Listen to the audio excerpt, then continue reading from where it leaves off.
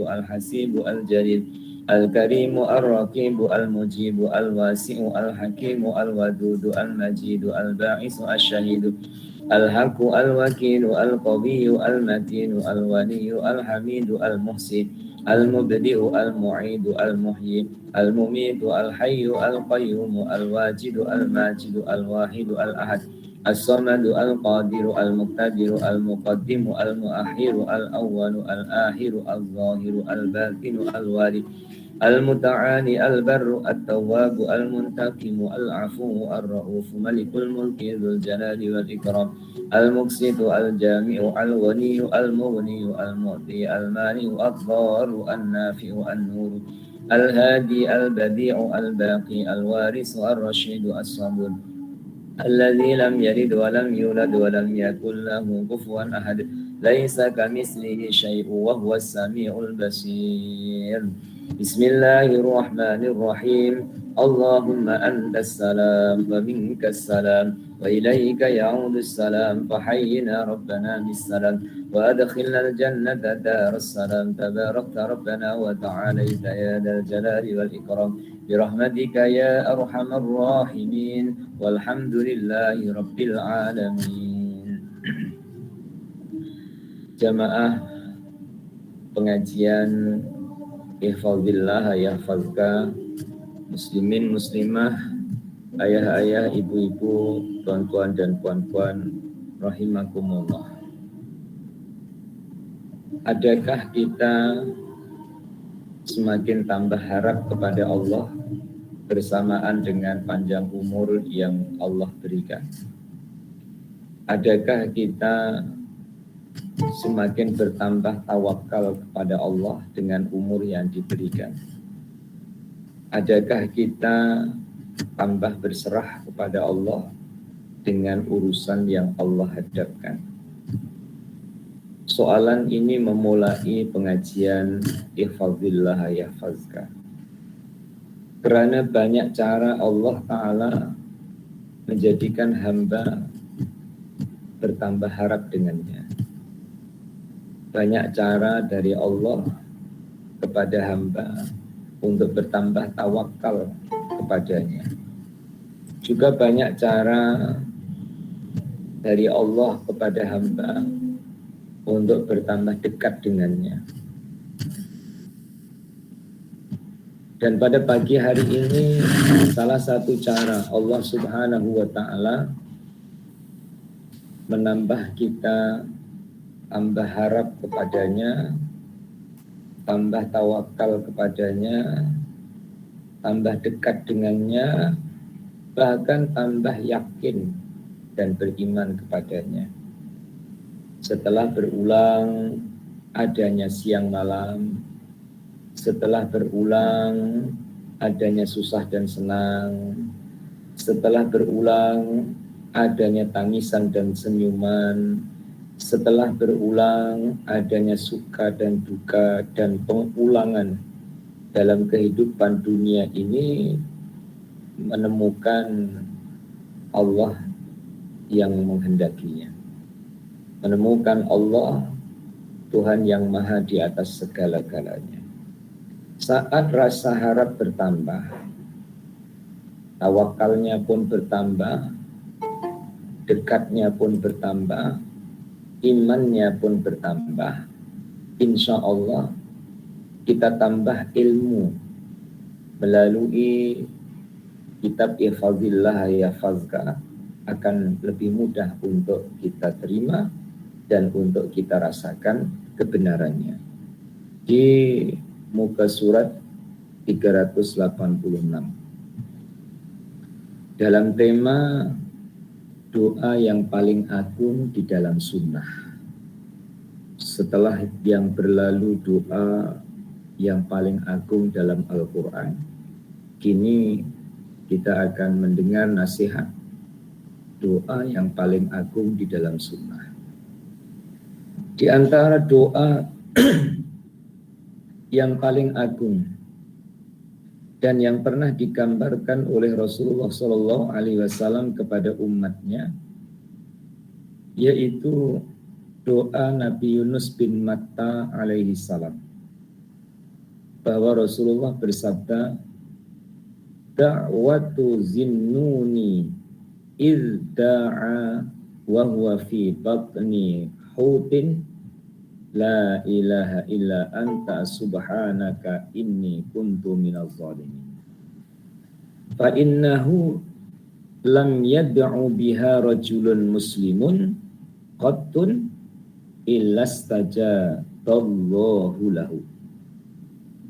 Yang artinya Baginda bersabda, doa Zunnun itu gelaran Nabi Yunus bin Matta, dan sekala dia berdoa di dalam perut ikan nun atau ikan paus, doanya la ilaha illa anta subhanaka inni kuntu minaz zalimin.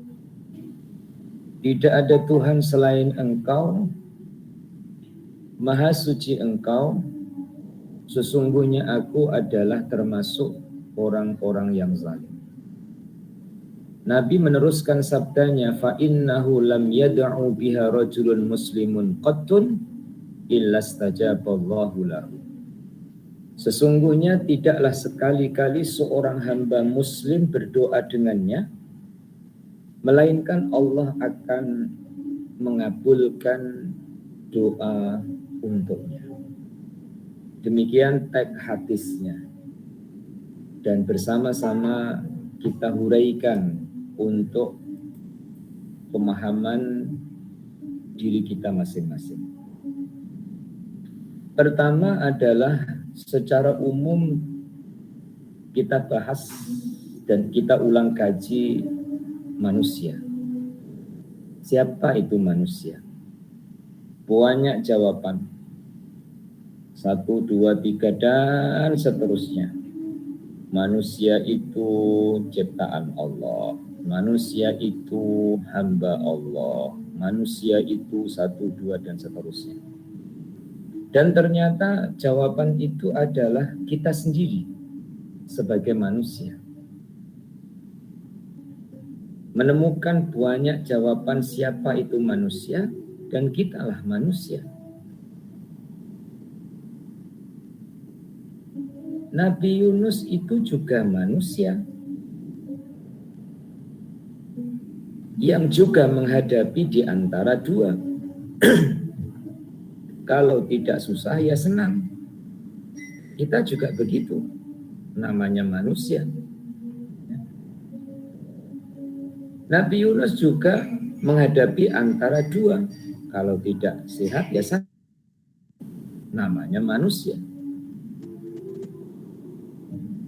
Dan jawaban-jawaban manusia tentang dirinya untuk mengambil pengajaran dari manusia selain dirinya. Saya ulang, manusia mencari jawaban dari manusia lain selain dirinya. Mencari contoh dari manusia lain selain dirinya. Sehingga untuk memotivasi diri kita, insya Allah kalau orang lain bisa, insya Allah kita bisa. Kalau orang lain boleh, insya Allah kita juga boleh.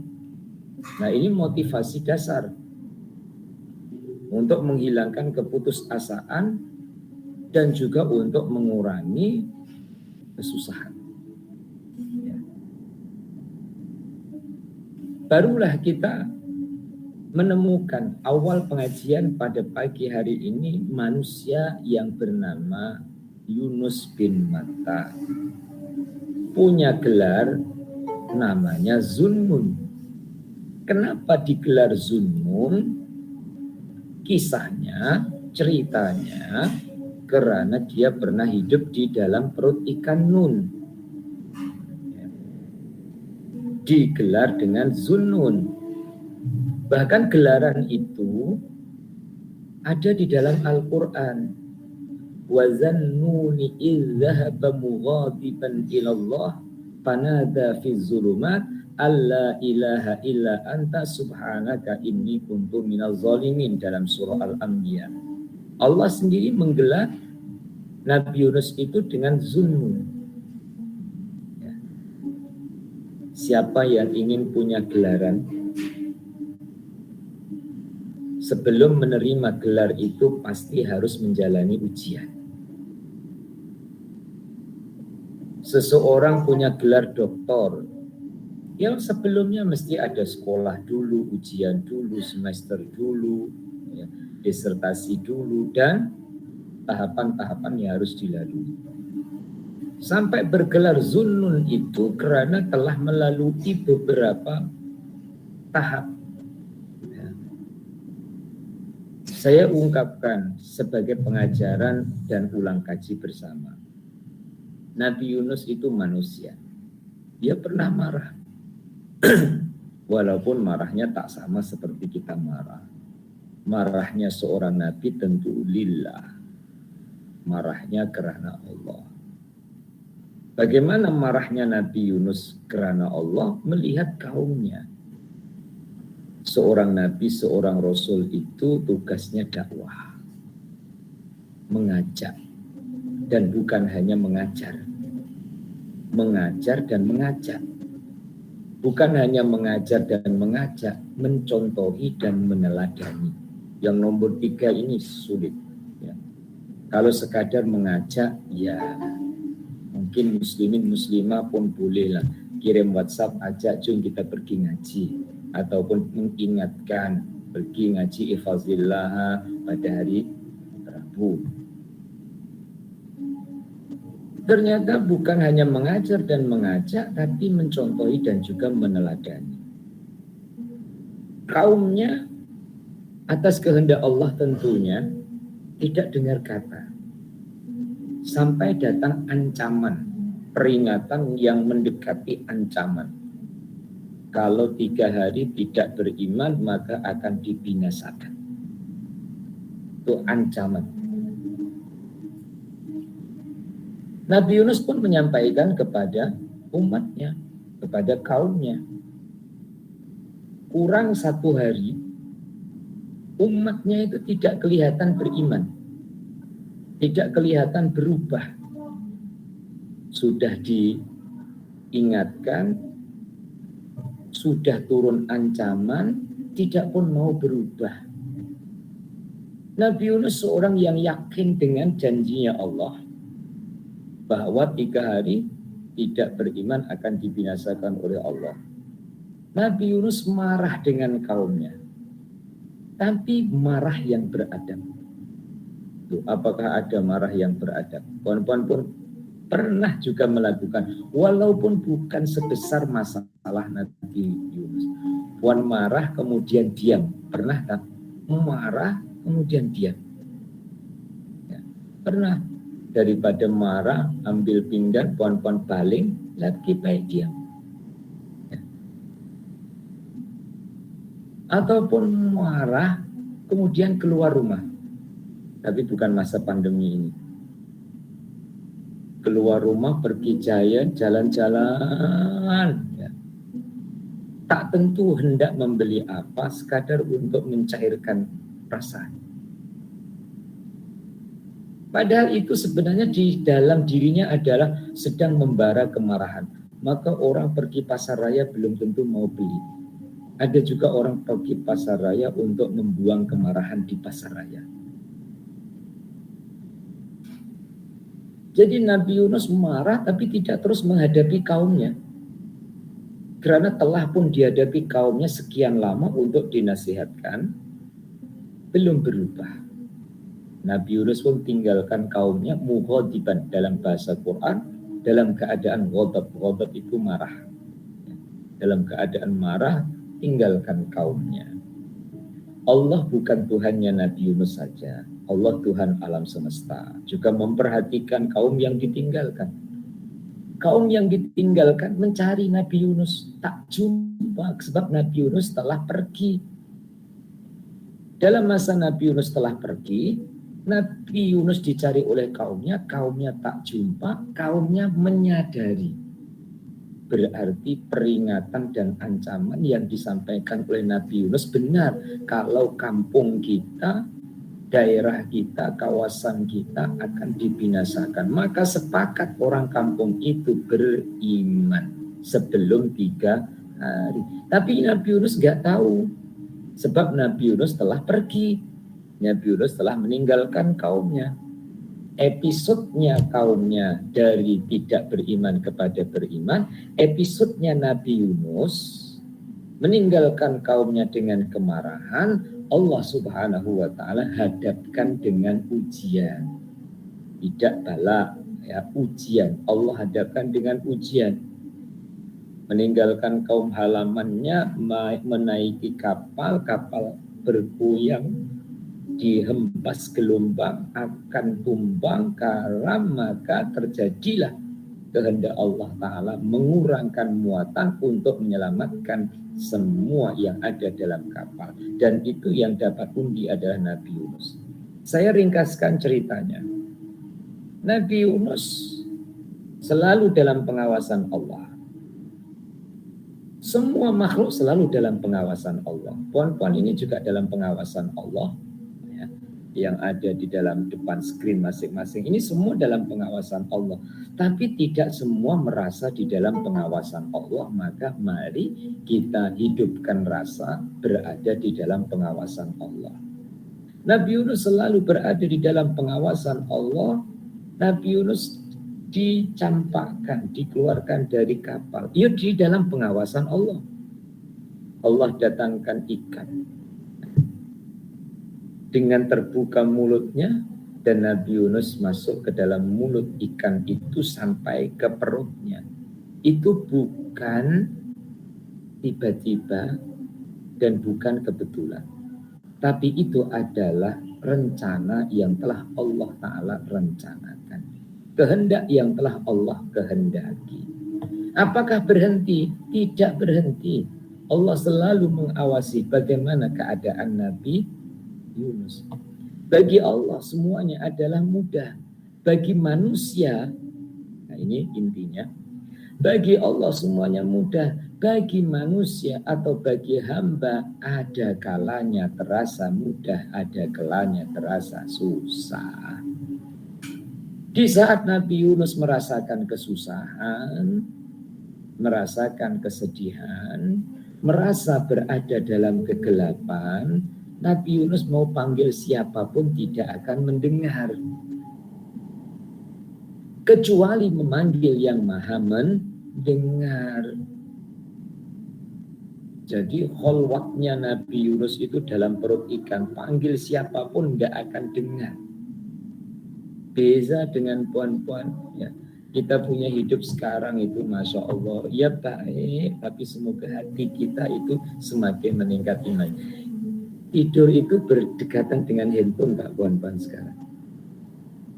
Alasannya kalau orang telepon supaya dengar. Atau sebaliknya kalau ada apa-apa saya menelpon supaya gampang ataupun mudah. Ya itu tidak salah lah ya, karena sudah zamannya. Tapi kalau kita lihat ceritanya Nabi Yunus, mau memanggil siapapun tidak akan bisa mendengar, hanya memanggil Allah Tuhan yang maha mendengar. Maka bagaimana ucapan Nabi Yunus, la ilaha illa anta subhanaka inni kuntu minaz zalimin. Muslimin dan muslimah, jangan berharap episode hidup puan-puan seperti Nabi Yunus. Dalam berdoa la ilaha illa anta menunggu masuk dalam perut ikan. Sekarang yang terjadi adalah sebaliknya. Ikan masuk dalam perut puan-puan. Ya. Bukan puan-puan masuk dalam perut ikan.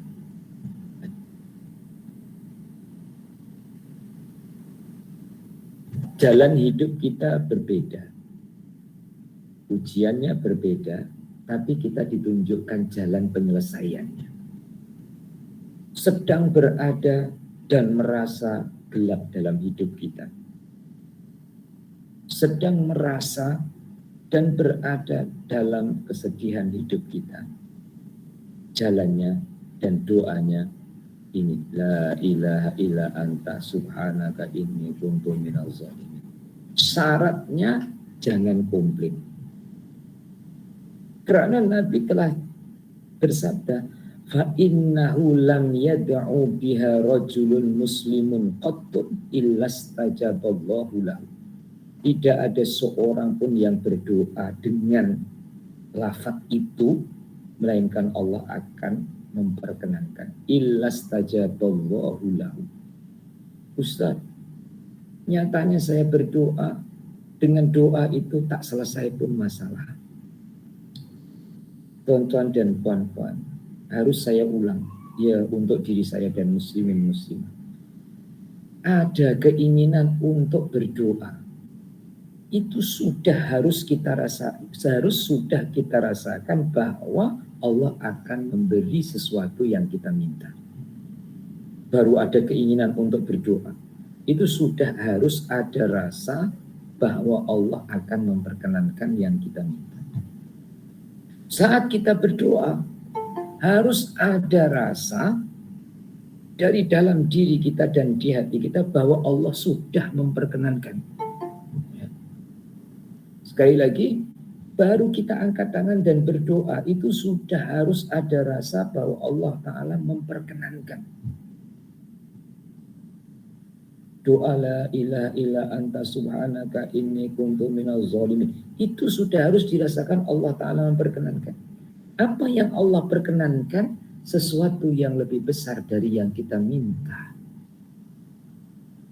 Yang kita minta itu nilainya kecil dibanding dengan zikir.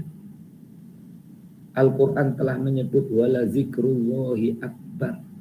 Zikir itu adalah akbar, sangat besar. Jadi kita dapat berdoa itu sudah diperkenankan oleh Allah untuk mendapatkan yang paling besar. Selesai berdoa, otomatis sudah merasa diperkenankan oleh Allah Ta'ala, diberi sesuatu yang lebih baik dari yang diminta. Apalagi kalau Allah Ta'ala beri seperti yang diminta, itu bonus. Ya, puan-puan, itu bonus.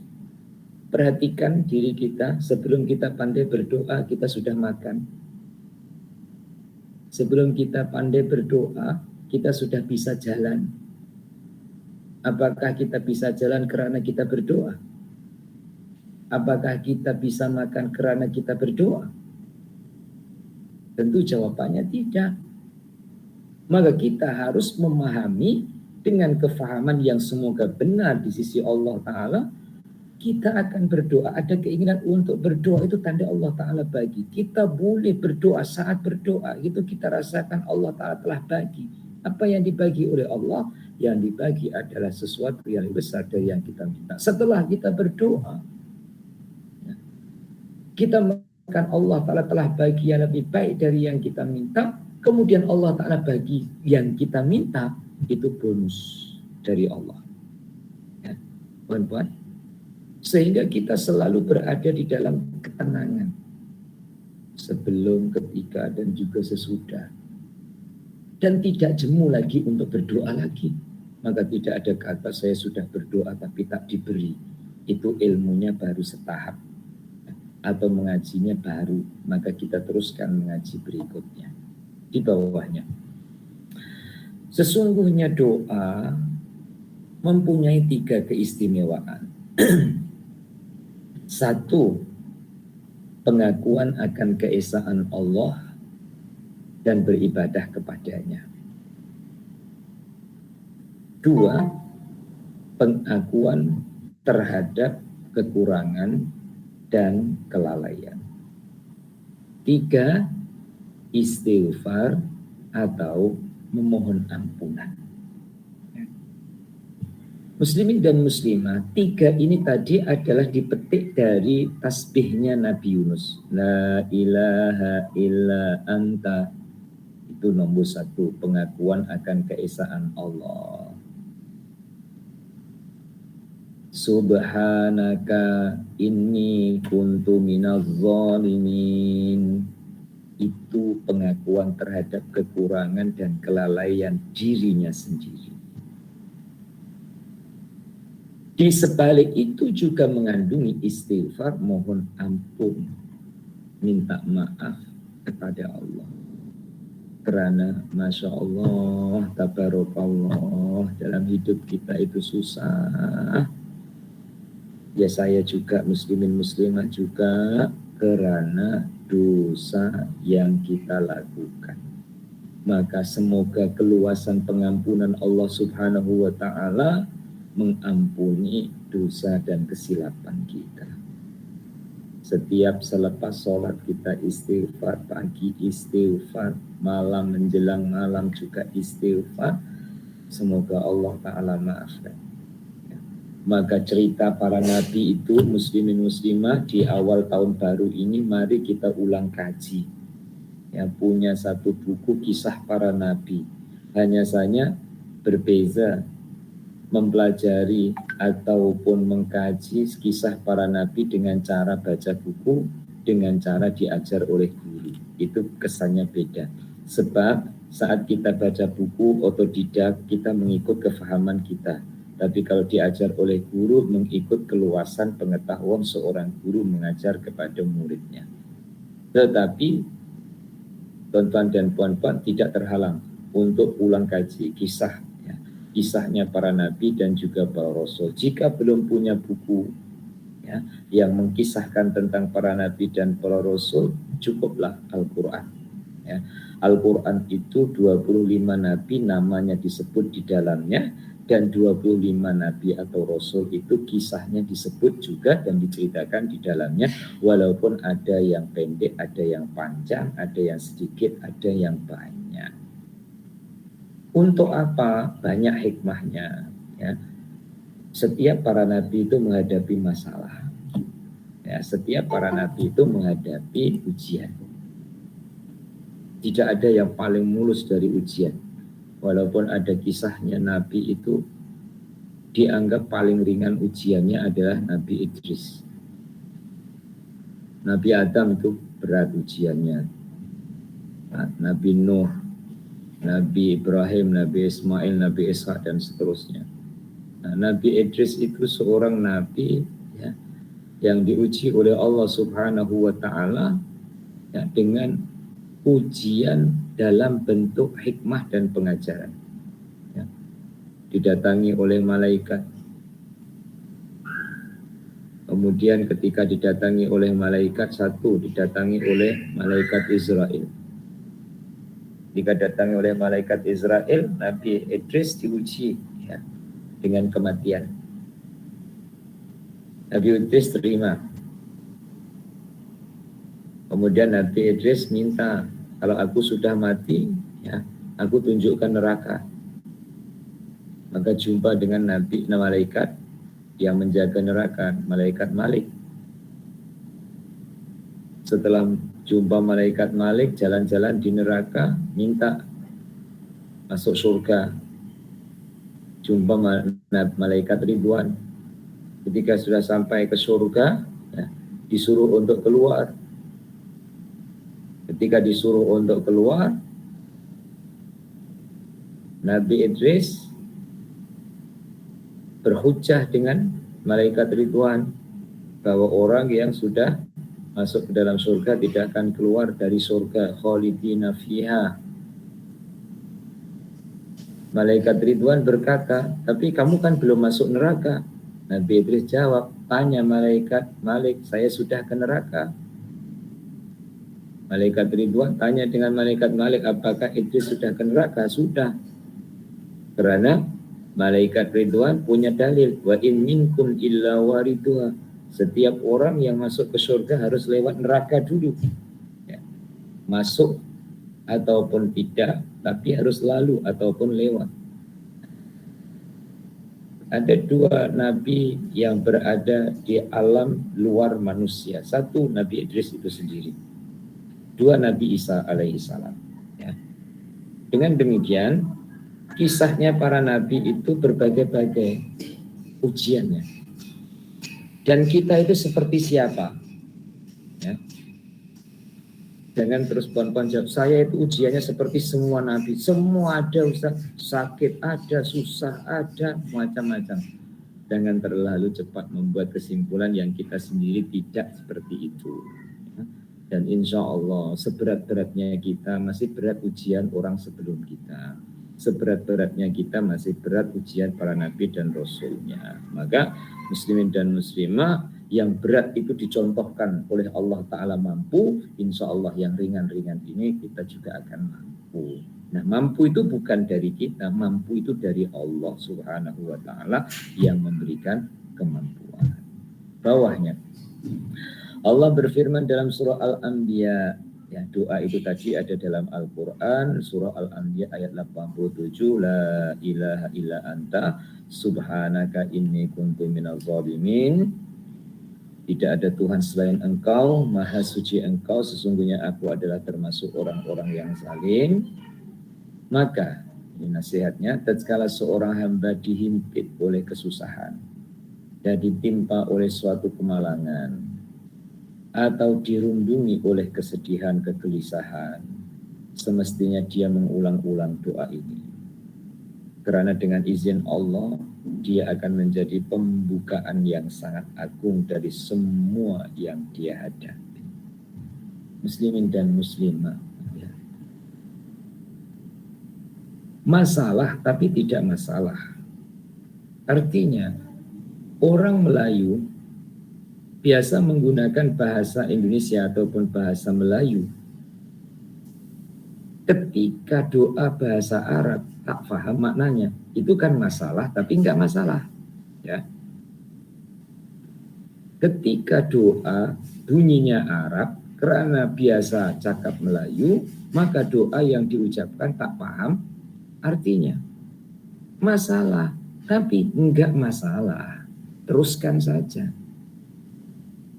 Sampai di dalam diri kita itu ada keinginan. Saya selalu berkata la ilaha illa anta subhanaka inni kuntu minaz zalimin. Itu apa artinya? Bahkan ada Muslim yang belum bisa baca Arab. La ilaha illa anta itu ditulis dengan Rumi, dengan Latin. Masalah. Arab ditulis Latin, itu masalah, tapi enggak masalah. Teruskan saja. Nanti akan merasakan murahnya Allah terhadap orang Melayu. Tak paham bahasa Arab, Allah perkenankan juga. Positive thinkingnya adalah demikian. Lebih-lebih lagi, nantinya akan ada keinginan untuk memahami artinya. Untuk memahami maknanya. Dan setelah memahami maknanya,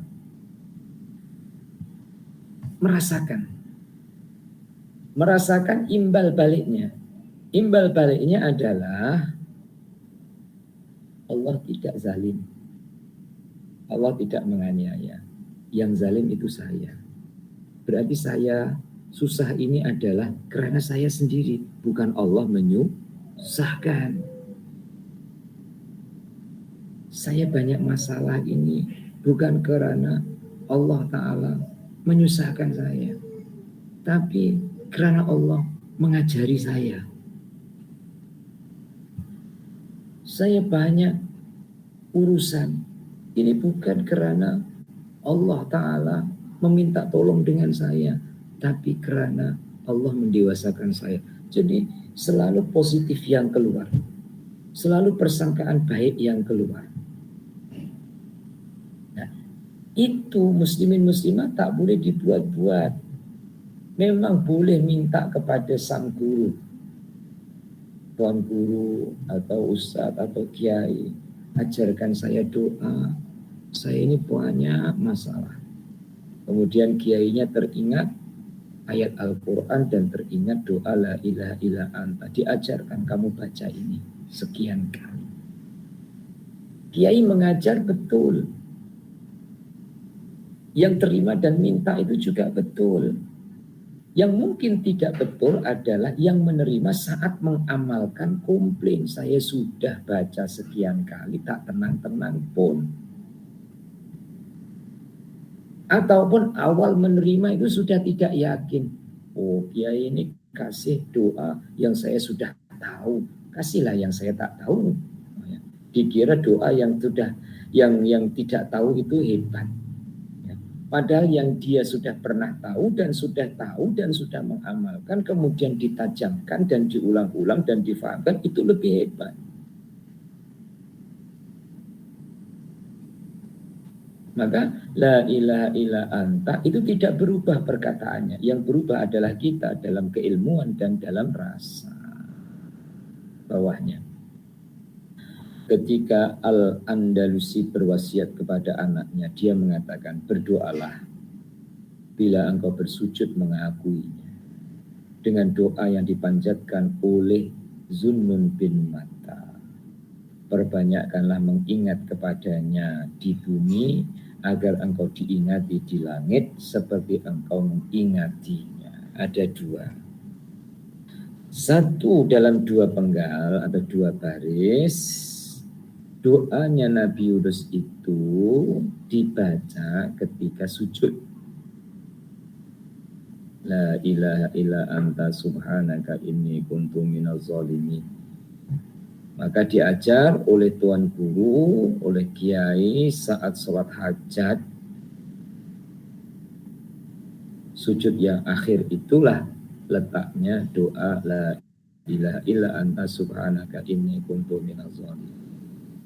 Mungkin dari sekian jamaah, 70 lebih jamaah ini, ya, apabila betul-betul merasakan yang kita ngaji,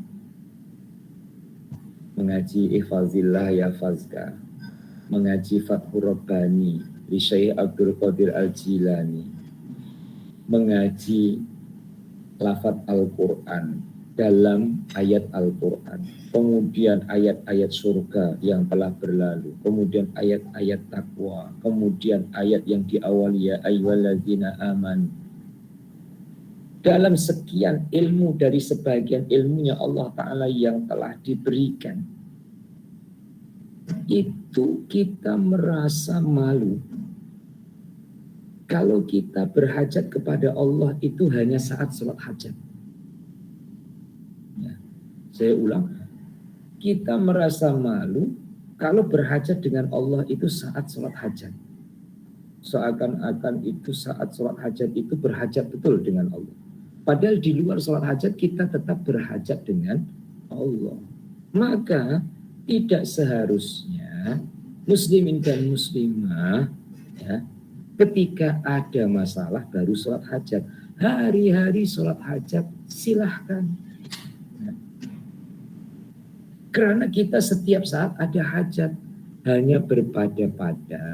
Artinya berpada-pada itu bersesuaian dengan keadaannya. Puan-puan ingin makan, kemudian sholat hajat. Ya. Usolli sunnatal hajati, rok'ataini lillahi ta'ala, di hatinya ingin makan. Itu ya tidak berada pada tempatnya. Ingin makan, puan-puan ada sayur ya dimasak. Ya. Ada beras ya dimasak. Ya. Hatinya tetap berhajat kepada Allah. Allah pernah ingatkan puan-puan, ya, khususnya puan-puan karena saya sedang bicara tentang dapur, ya. Biasa lelaki masuk dapur untuk makan, puan-puan masuk dapur untuk masak. Nah, ini hukum kebiasaan. Puan-puan masak setengah masak. Seumur hidup mungkin pernah. Belum selesai masak harus ditinggalkan masaknya. Karena ada urusan yang harus lebih dahulu didahulukan. Pada saat itu Allah ngajar kepada kita bahwa masak itu tidak akan bisa jadi masak, melainkan Allah Ta'ala memberi pertolongan untuk jadi masak. Berarti kita rasa perlu kepada Allah itu selalu.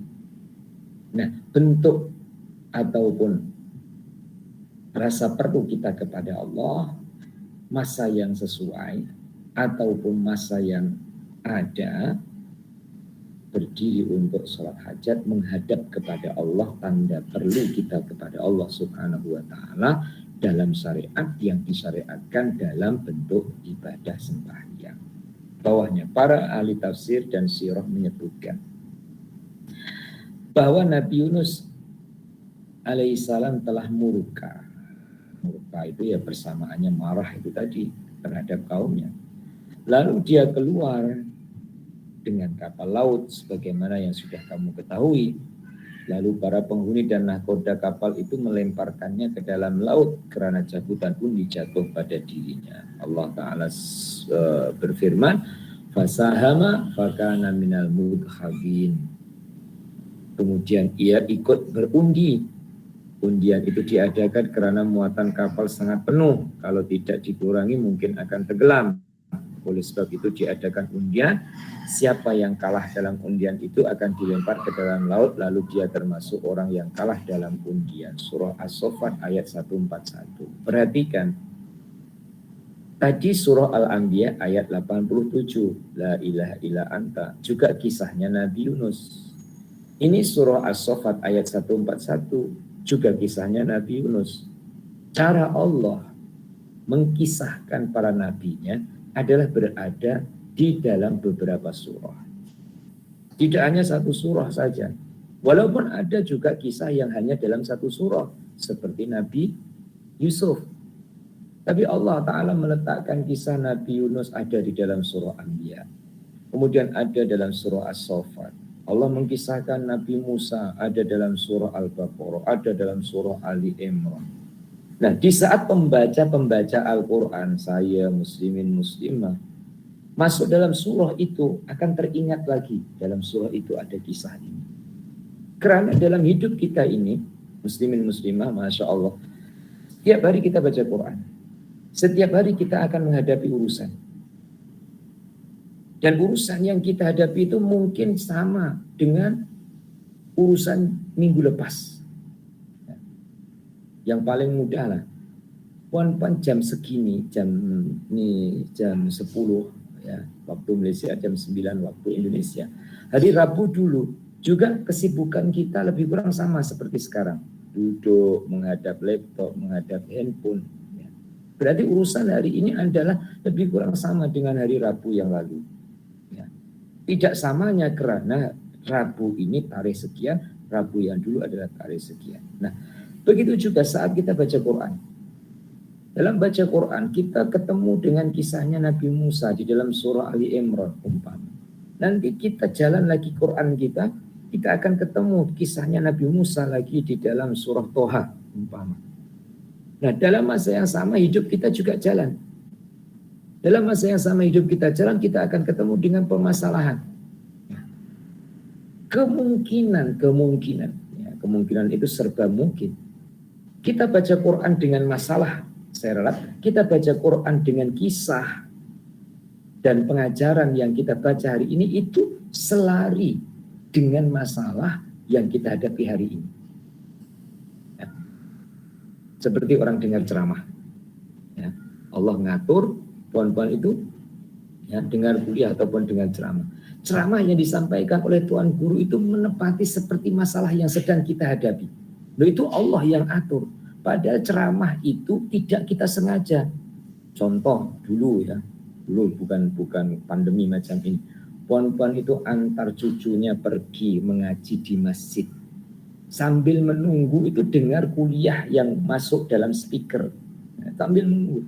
Tapi masa itu kuliah yang puan-puan dengar itu plek atau pas seperti masalah yang sedang puan-puan hadapi. Itu cara Allah. Cara Allah itu. Dan itu mungkin terjadi puan-puan baca Quran. Beriringan dengan puan-puan baca Quran itu selari dengan masalah yang puan-puan hadapi. Yang seakan-akan masalah itu ada jawabannya dari Quran yang kita baca. Masya Allah. Tabarakallah. Itu bisa terjadi. Karena yang ngatur kita baca Quran ya Allah. Yang ngatur kita punya urusan juga Allah. Maka tinggal meniatkan saja. Ya, puan-puan, contoh tinggal meniatkan. Puan-puan itu sakit, semoga tidak, andaikan saja. Ya obatnya ya Quran yang puan-puan baca itu, nggak usah mencari ayat berapa ya obat saya ini. Ya obatnya adalah yang Quran yang dibaca pada hari itu. Siapa yang bisa begitu? Orang yang selalu baca Quran. Maka orang yang tidak selalu baca Quran ya harus mencari. Karena setiap harinya tak baca, maka saya harus baca ayat berapa, surah apa. Bagi jamaah halaqah tilawah Al-Quran, insya Allah tidak perlu mencari. Obatnya ya Quran yang dibaca di hari itu. Karena besok ya baca lagi.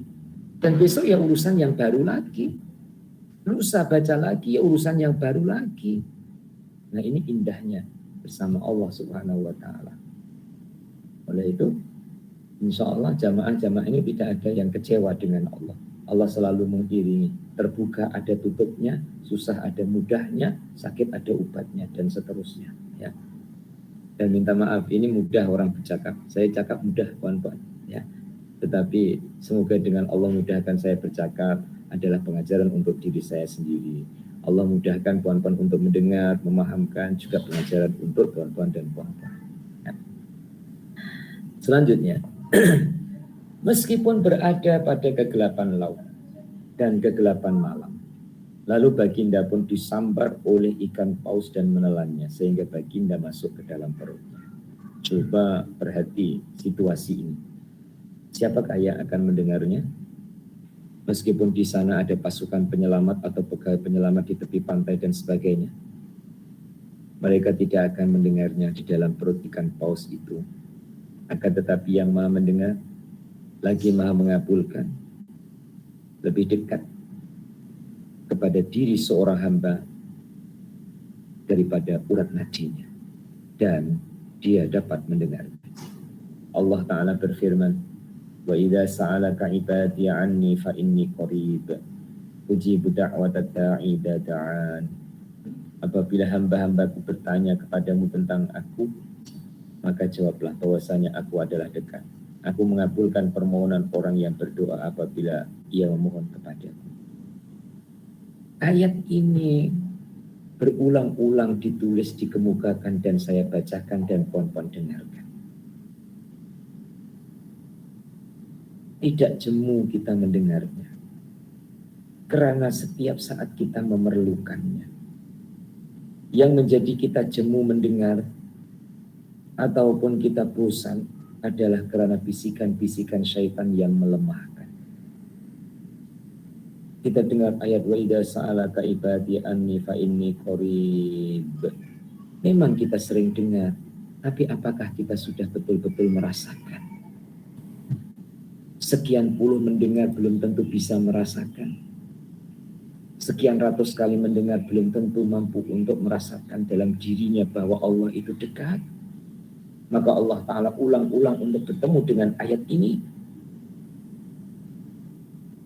Begitu juga belah bawahnya nanti. Maka dia pun mengumandangkan kalimah yang membuat hati terasa goncang dan gemetar. Karena kalimah ini begitu agung dan besar menurut para ahli tauhid. Dia mengatakan la ilaha illa anta subhanaka inni kuntu minaz zalimin. Tidak ada Tuhan selain Engkau. Maha suci Allah, sesungguhnya Engkau adalah termasuk orang-orang yang zalim. Muslimin dan muslimah yang dikasihi oleh Allah. Tuan-tuan punya sebutir bola. Ya, tuan-tuan punya bola. Tentu puan-puan, tuan-tuan akan sesuai untuk main bola ketika berada di lapangan bola. Punya bola sepak, sesuai untuk bermain adalah di padang bola sepak. Ya. Tetapi tidak menutup kemungkinan punya bola itu juga dipegang. Ataupun digunakan untuk latihan. Yang tempatnya bukan dan belum tentu harus berada di padang. Artinya, ucapan saya ini, melafadzkan la ilaha illa anta subhanaka inni kuntu minaz zalimin belum tentu atau tidak semestinya harus berada di dalam kegelapan betul-betul gelap. Kegelapan bukan karena tutup lampu, tidak. Kegelapan dalam masalah kehidupan. Maka diajar oleh para kiai untuk istighosah. Dalam rangkaian istighosah itu adalah ilaha illa anta subhanaka inni kuntu minaz zalimin. Kadang yang membacanya itu juga masalahnya belumlah segelap seperti yang diceritakan. Tapi tetap dibaca. Untuk apa? 1, untuk ibadah. 2, untuk zikir. 3, untuk siap sedia. Andaikan ya, betul-betul gelap, Tentu grade gelapnya tidak segelap Nabi Yunus. Contoh gelap, 1, gelapnya malam. Ya. 2, gelapnya blackout lampu rumah kita. Sudahlah malam, tak ada api, gelap. 3, gelapnya kita punya permasalahan. Ya. Kan sudah 3, gelapnya masalah, gelapnya lampu, gelapnya malam. Saya bayangkan, tapi bayangan ini semoga tak terjadi ya, puan-puan. Ada masalah orang tua dengan anak. Ya. Masalah itu terjadi di waktu malam. Pada malam itu juga lampu mati, blackout, tak ada api. Ya. Kira-kira puan-puan yang tidak berilmu dan tidak beriman, maka bisa jadi gaduh dalam kegelapan. Kalau sudah gaduh dalam kegelapan itu kan sudah tidak nampak mana anak, mana orang tua. Juga tidak nampak mana itu pisau, mana itu penggaris. Tapi kalau masalah itu adalah pada orang yang beriman, pada orang yang berilmu, ilmunya pun datang, kamu sedang berada dalam 3 kegelapan. Kegelapan masalahmu, kegelapannya lampu, kegelapannya waktu malam. Seperti kamu seperti Nabi Yunus. Kamu sedang seperti Nabi Yunus, kamu baca La ilaha illa anta subhanaka inni kuntu minal zalimin. Baru baca 3 kali lampunya hidup. Ya. Mesti terus berhenti. Ditukar dengan Alhamdulillah. Tapi Allah uji. Kalau saat itu kita merasa, oh la ilaha illa anta, saya diperkenankan. Berarti makbul betul la ilaha illa anta. Ya, di saat menyebelahi apa yang diinginkan dia kata makbul. Tapi di saat tidak menyebelahi apa yang diinginkan dia kata Allah tak memperkenankan. Wajar, itulah manusia. Ya. Manusia dalam latihan itu ya seperti itu. Nah, seperti sebentar tadi anak saya datang minta duit. Ya, minta duit karena mau jajan di Enhamat. Ya. Kemudian saya tengok dalam saku saya itu tak ada duit, hanya ada kertas. Saya kata begini, wajahnya itu masam, dikira saya tak kasih duit dengan dia. Ya. Tapi saya kan harus bersikap sebagai orang tua, wajar itu anak. Ya. Ilmunya atau pengetahuannya, akalnya baru sampai di situ. Nah, Allah Subhanahu wa taala kadang ya, dengan kita itu kalau saya tak sampai hati mau cakap, tapi harus bercakap. Kita itu kalau bodoh, ya, itu kadang membuat Allah senyum. Bodohnya puan-puan itu kadang membuat Allah senyum. Ya. Maka ya ada untungnya orang jadi bodoh itu ya ada untungnya. Ya. Karena ketika melakukan sesuatu karena kebodohan itu bukan Allah bukan marah, tapi Allah jadi senyum. Tapi di satu sisi Allah juga marah, sudah disuruh belajar nggak mau belajar, kitabnya sudah dibeli nggak diguna ngaji, kitabnya sudah ada dibiarkan saja. Maka kadang kita itu membuat Allah senyum juga membuat Allah Ta'ala geram. Sekarang kita balik, adakah kita juga pernah senyum dengan Allah? Sedangkan Allah itu sering membuat kita itu harus senyum. Masya Allah, saya jadi teringat pohon-pohon yang dikasih sekian matahari yang sekarang ini memancarkan. Ya. Kadang kita itu mengecewakan matahari. Ya. Bagaimana tidak mengecewakan matahari? Matahari itu menyinari kita, ya, supaya kita itu boleh beraktivitas. Tapi kadang-kadang matahari menyinari kita tinggal tidur. Ya. Maka tidur pagi itu menyempitkan rezeki itu ya betul. Ya. Karena matahari itu menyinari kita untuk membantu kita, yang dibantu malah tidur. Ya. Coba puan-puan bayangkan, puan-puan ya, penyumbang lampu, penderma lampu dinyalakan. Tujuannya itu lampu dinyalakan untuk sholat jamaah ataupun untuk belajar. Ini lampu dinyalakan, orang-orangnya tidur semua. Kira-kira puan-puan kecewa tak? saya ini menyumbang lampu, saya yang bayar bilnya, lampu dihidupkan, ya, tidak dimatikan, lampu dinyalakan, tidak ditutup, tapi tidak digunakan untuk belajar. Mesti puan-puan kecewa. Matahari bersinar menyinari kita, ya. Kemudian kita tidur saja, tidak gunakan untuk aktivitas, ya. Para jemaah sekalian, maka kadang kita itu mengecewakan makhluk lain tapi kita tidak terasa. Para jemaah sekalian, oleh itu di antara motivasi saya dalam membuat program perkebunan adalah lahan yang ada itu dimanfaatkan, matahari terbit, ya, untuk menyinari bumi, dan bumi di lahannya diolah ataupun dimanfaatkan. Oke, kembali kepada pokok tajuk yang kita bicarakan, bahwa kadang ayat Al-Quran yang kita baca itulah jawaban dari masalah yang kita hadapi pada hari itu. Maka mari, jom kita teruskan untuk baca Quran dan kita tetap teruskan kehidupan, ya, sehingga persoalannya itu akan selari dan seiring dengan jawabannya.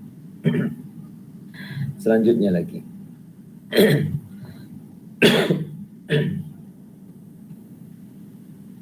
para ulama mengatakan tatkala Nabi Yunus mengatakan kalimat ini, dia pun terbang dengan suaranya menuju langit yang ketujuh dan menembusnya.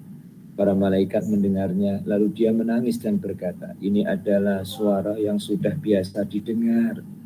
Itu kata-kata malaikat, ya, daripada hamba yang sudah dikenali juga. Maka Allah Ta'ala menyelamatkan dengan mengeluarkannya dan memeliharanya. Karena dia berlindung kepada Allah, maka sayupianya lah bagi seorang muslim itu mengulang-ulangi kalimat ini apabila dia ditimpa oleh apa jua kesusahan dan kesempitan apa jua. Ada perkataan yang sangat-sangat terasa untuk sama-sama dijadikan tambahan pengajaran. Apa? Kata-kata yang sudah sering didengar oleh malaikat. Ya. Kata-kata itu, kata-kata kita itu ada rekamannya. Contoh, ya, ada murid 10 orang lah, 10 orang.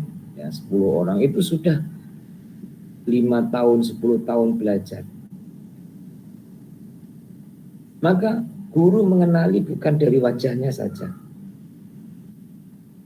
tapi guru mengenali itu dari suaranya. Kalau suara ini adalah E, kalau suara ini adalah B, walaupun tak nampak wajah, tapi sudah kenal ini suara. Karena memang sudah lama belajar dengan Tuhan Guru. Puan-puan umur berapa? Jawab masing-masing. Sudah berapa tahun baca Quran? Baca Quran kita naik ke langit, suara kita naik. Dan ini tidak mustahil, puan-puan. Saya menelpon puan-puan, saya berada di Indonesia. Indonesia pula di pulaunya pulau kecil, Pulau Jawa. Suara saya itu boleh sampai ke Sahalam sana. Tidak ditolak oleh teknologi sekarang untuk memahami itu. Bahkan suara saya juga boleh sampai ke Eropa sana, sampai ke Asia Timur sana, sampai ke Asia Barat sana, boleh. Tidak ditolak oleh ilmu dan teknologi sekarang. Jadi suara puan-puan boleh naik ke langit. Itu tidak mustahil dan harus percaya. Dan suara puan-puan ada identitas sendiri. Maka Allah Ta'ala menciptakan manusia dengan suara yang berbeda walau dari sang ayah dan ibu yang sama. Punya identitas sendiri. Puan-puan biasa dalam senang, dalam gak ada masalah ataupun masalah yang ringan itu baca Quran, ya, baca Quran.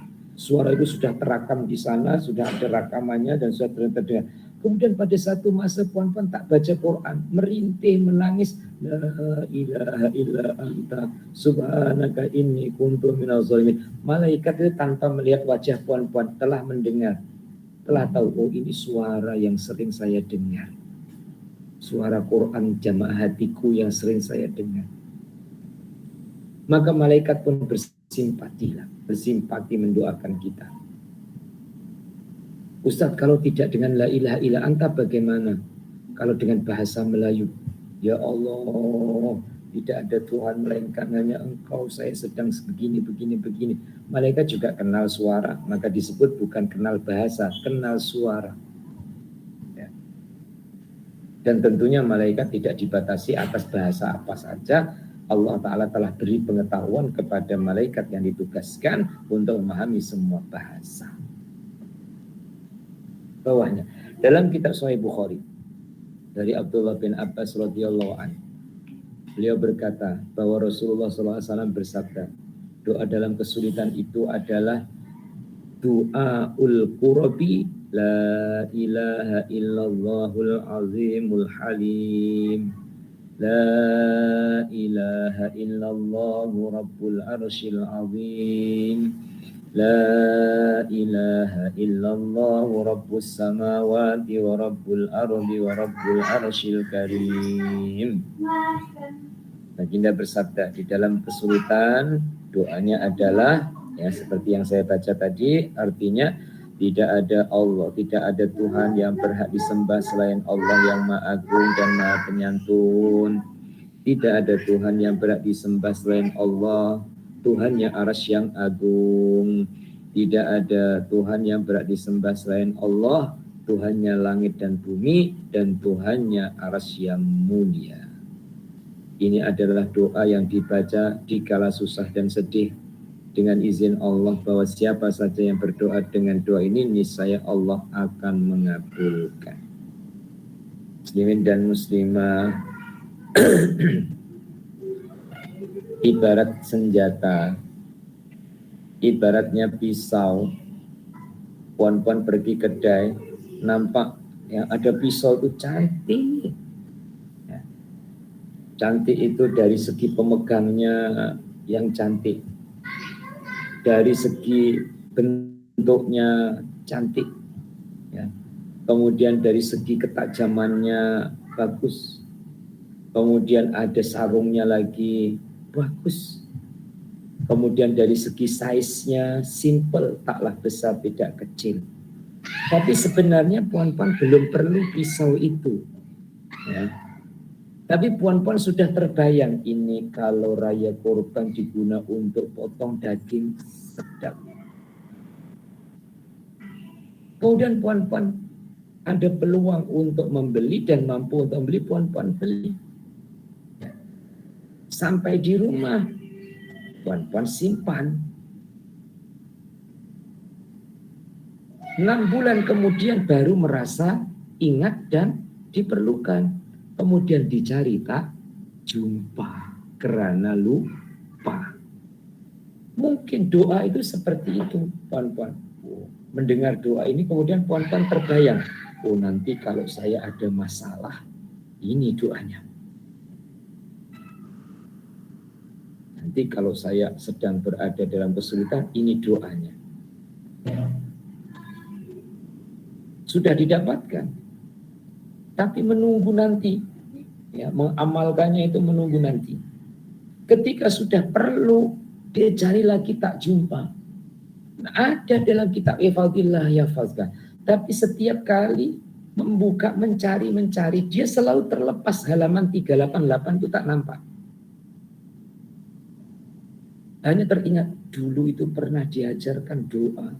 Awalnya itu la ilaha illallah 3 kali. Tapi saya cari tak jumpa. Padahal saat itu sudah perlu. Ini boleh terjadi. Maka muslimin dan muslimah, bukan karena sudah perlu, ayo saya baca dulu, puan-puan tirukan satu persatu, ya. Bismillahirrahmanirrahim. La ilaha illallahul azimul halim. La ilaha illallahu rabbul arsyil azim. La ilaha illallahu rabbus samawati wa rabbul ardi wa rabbul arsyil karim.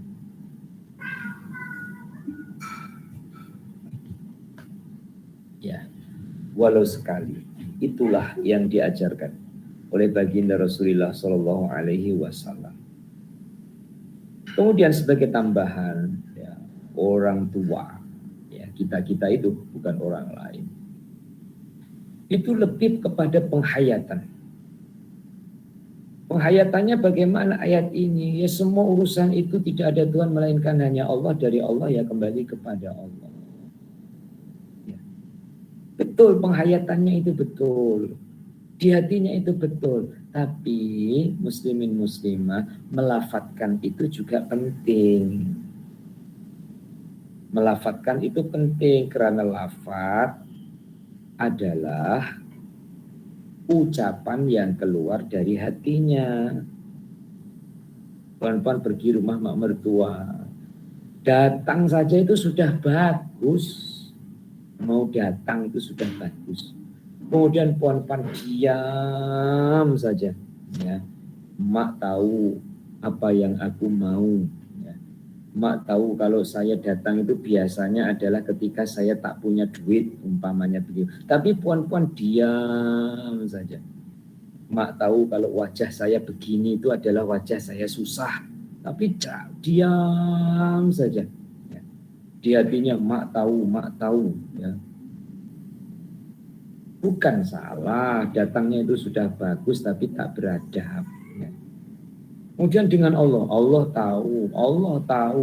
tahu, tidak ada Tuhan melainkan hanya Dia, semua Dia tahu. Dia sudah baik. Tapi ada tapinya, kita itu hamba yang harus berkata-kata, ya, harus menyampaikan isi hatinya, dan yang disampaikan itu jadi ibadahnya, yang dilafatkan itu jadi zikirnya, apalagi kalau Al-Quran yang dilafatkan itu adalah pahala ganjaran untuknya setiap hurufnya. Berarti kita itu juga harus syariat dan hakikat. Kita itu juga harus menjaga yang kelihatan dan terjaga yang tidak kelihatan. Selanjutnya, ini adalah doa yang dibaca ketika susah dan sedih dengan izin Allah, bahwa barang siapa yang baca doa ini, niscaya Allah akan mengabulkan. Para ulama menyebut tentang Al-Hadrami, bahwa dia berkata, wahai yang maha tinggi, wahai yang maha agung, wahai yang maha bijaksana, wahai yang maha mengetahui, maka Allah pun menolongnya dan menolong para sahabat yang bersamanya. Intinya Allah itu tidak mengecewakan. Jangankan kepada orang yang berdoa, orang yang tak berdoa pun Allah tak pernah kecewakan. Kalau hubungan manusia, kata-kata saya, manusia yang baik itu tidak pernah mengecewakan kekasihnya. Tidak menunggu diminta baru diberi. Enggak minta pun dikasih karena kekasihnya. Enggak minta pun diberi karena dia suka dengannya. Allah itu tidak pernah mengecewakan hamba yang tidak meminta, apalagi hamba yang meminta. Cukup ini untuk hari ini. Insya Allah yang akan datang kita akan sambung kembali, dan sedikit yang kita kaji, yang kita pelajari, ya, ada kebenaran adalah dari Allah Subhanahu wa taala, semoga jadi pelajaran dan pengajaran. Kekurangan adalah kelemahan dari diri saya. Kita akhiri dengan baca doa. Bismillahirrahmanirrahim. Allahumma salli wa sallim ala sayyidina Muhammad wa ala ali sayyidina Muhammad. Alhamdulillahirabbil alamin. Allahumma rzuqna ilman nafi'a wa amalan shalihan maqbula wa rizqan halalan thayyiban wasi'an mubarakan. Allahumma ja'alna minal ladzina yastami'una qawla fayattabi'una ahsanahu bi rahmatika ya arhamar rahimin. Wa sallallahu ala sayyidina Muhammad wa ala alihi wa sahbihi wa sallam. Alhamdulillahirabbil alamin. Taqabbalallahu minkum minna wa minkum taqabbal ya karim. Hadanallahu wa iyyakum ajma'in. Assalamualaikum warahmatullahi wabarakatuh.